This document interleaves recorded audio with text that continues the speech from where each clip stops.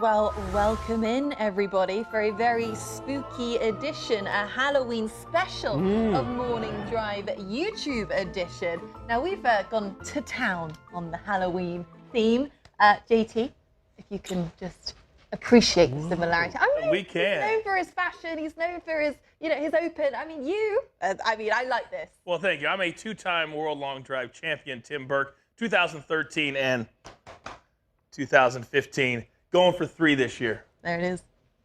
I went with Tiger Woods, which is really, really tough We're to in do. fine Really tough. company here. Really tough hanging out with Mr. Snead here. Mr. Young Snead, man tied all my records. Hitting it terrible. Never hit it good like me. I'm putting well. I'm seeing the ball really, really well. Putting, Right different story. I hate putting. Sam, what did you think of this little 6-year-old when you met him back in the day? If I'd have known he was going to tie my records, I'd have thought different of him at the time.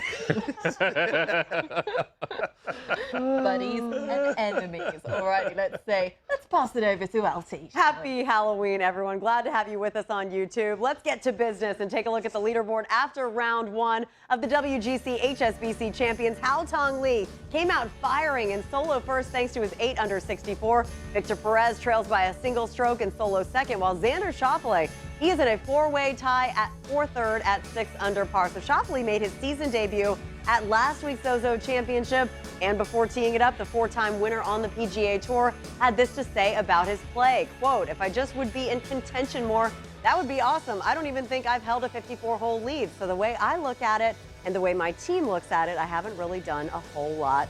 It's a little bit harsh, but it's just sort of how I'm judged at certain times by either my dad or people on my team that give me advice, and it's true at times. I didn't hit some of my goals last year. It was definitely a year to build off of," end quote. So Xander, he is saying that he has possibly underperformed thus far in his career. Robert Dameron, a.k.a. Sam Snead, is he right?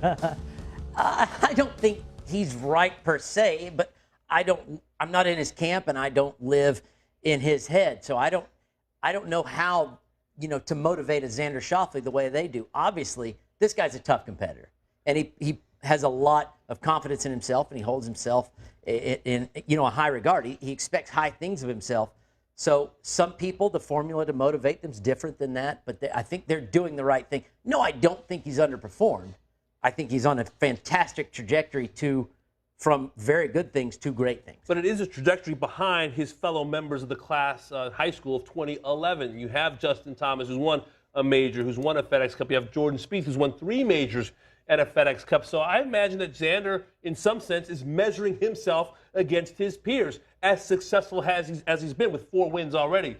A Tour Championship, a Century Tournament of Champions, a World Golf Champion. I mean, he's played fantastic golf in his brief career, but he wants more, and I love that. I love that about him. Diehard golf fans know the relationship between him and his father. Maybe non-diehard fans do not. And that's why we're here to educate. This is a tough kid. He's a little bit undersized, too. And I think throughout his entire life, we see through that relationship how tough his dad has been on him. And now he's got a team around him that he doesn't want a bunch of yes men. Don't tell me what I want to hear. Tell me what I need to hear. And that's where these quotes come from, is this kid understands he has a chance to be great. And to be great, you've got to win big tournaments, and that's what he's saying. I've got to have 54-hole leads. I got to have 36-hole leads. I got to be able to finish, not just come from behind and shock the world when I sneak up on hole 14 through 18. And that's where his mindset is now, and I love it. I think it takes a special athlete, period, and a tough competitor to want almost negativity to thrive off of. Most don't. Most don't want to hear what they can't do or what they haven't do. Just to me, I look at this and I go, that's a tough kid. Well, that's what stood out to me in that quote that he gave, was he said, it's a little bit harsh, and it is a little bit harsh. And Xander Schauffele, you don't see him as being the kind of person who likes to maybe be treated like that, because he's quite a soft, gentle young man, but perhaps they know him much better than we do. I think so, and I think he also realizes this is a bit of the era of Brooks Koepka, confrontational, a little brash, talking about a rivalry, excuse me? Well, you haven't done this, Rory McIlroy, since I've been out here. I think this is kind of, these guys are trying to figure out who the alpha male is going to be. And Brooks is calling people out and saying, I'm the alpha male. And Xander realizes, okay, is this the pond I'm swimming in? I've got to be of that ilk. I've got to be of that same cloth as a Brooks Koepka, as a Justin Thomas, with a little stink on him, a little nastiness on him, and that's okay. Give me a lot of stink. Give me a lot of stink. Yes. And also, I think the Tiger Woods win set off a lot of alarm bells around the entire upper echelon of player. They realize they all want the attention, right? They all want to have the cameras in their face. They all want to be in a featured group on PGA Tour Live.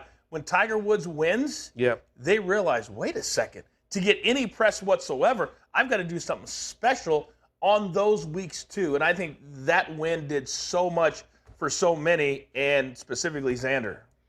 I mean, he's won a WGC, he's won the Tour Championship. You can't say he hasn't broken out because he's won big events. But if he was to defend this week, for example, in China, what do you think next year has in store? Could he put his name in the mix with those Rorys and Brooks? It has to go in that direction. He has broken out. To keep the progression going, it has to be a Players' Championship. It has to be a major. He won twice last year. Does 3 wins at just random tour stops elevate him as a player in our mind?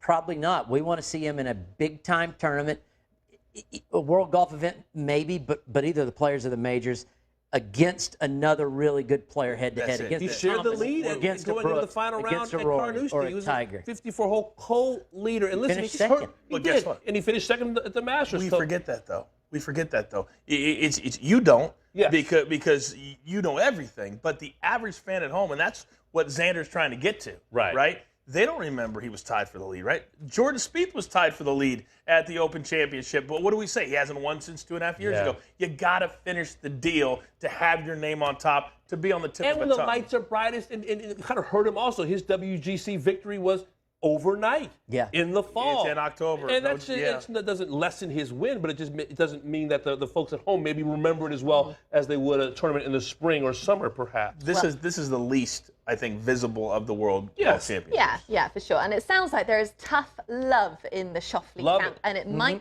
just work. So if you enjoyed today's conversation, make sure to subscribe to Golf Channel's YouTube page for more, and tune in to Golf Channel and Morning Drive every day for the latest golf news. See you then.